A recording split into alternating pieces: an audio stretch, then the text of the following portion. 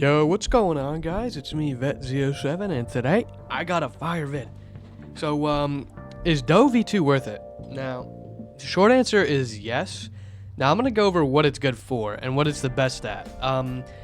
So first of all, the first thing you might run into, it's a little bit of a problem, is finding 3 doe fruits, because you have to eat one, and then you gotta have 2, and then on top of that, you have to have the gems. Now, this is only about 600 gems, I believe, which is really good compared to last update anyways, because Quake was 1,150, and this is a legendary fruit. I believe this is the most expensive now. So yeah, let me go over this as well. For raids, if you're doing raids, I recommend unawakening these 2 abilities, because the first ability, Awakened, does not hit the raid bosses because they're a bigger target. So make sure to get this ability. They're similar damage and similar cooldown.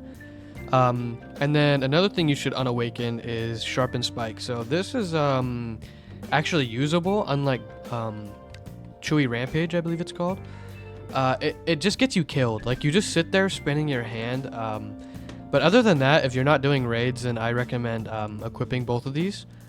So let's go see why it's now, worth it, because it's the best at doing something, and I'll show you what right now. So if you're grinding enemies like this, so if you're in 3rd sea and you got to grind multiple enemies, this is where Doe really shines. So you're gonna want to jump up, grab them all, and you don't have to wait for this cooldown to do all its damage. You could just bouncy fist them, stun them, and missile Doe. And if they're not dead, well, bouncy fist is back, so dead. And another way is to use your sword. This is the strongest sword, pretty much. Like really good damage. This is one of the strongest swords. So let me just show you how fast I can delete these guys. So I'm gonna do missile Doe, X, and then Y, and they're dead. So it's really good for killing multiple enemies because it groups them up very well. And even when you're still waiting for your cooldown to come back, you still have Buzz Cut, or sorry, Chewy Rampage. So this groups them all up, and then boom, dead. So this fruit's very good for grouping enemies up. Another thing about Doe is kind of it's not really a downside, but it's not the best for raids. It's up there. It's decent. It's got all right damage. It's just not the best. It's the best for quests like that, but for like quests like these, not really. So it's not the best. It doesn't have the fastest time to kill, but it's still fast. Like it's still good. And you could compare, or you could use your sword and use all your abilities here. And it takes an alright amount of time. So it's okay. It's just okay. But I would recommend this fruit. And if I had to rate it, I'd say it's probably 7 out of 10. Just because, it doesn't have the best single target damage, and you gotta hold this ability for a long time. But if you really like Doe, I would get it anyways, because this fruit is sick. This is probably one of the cooler fruits in the game. It looks good. It feels good to use.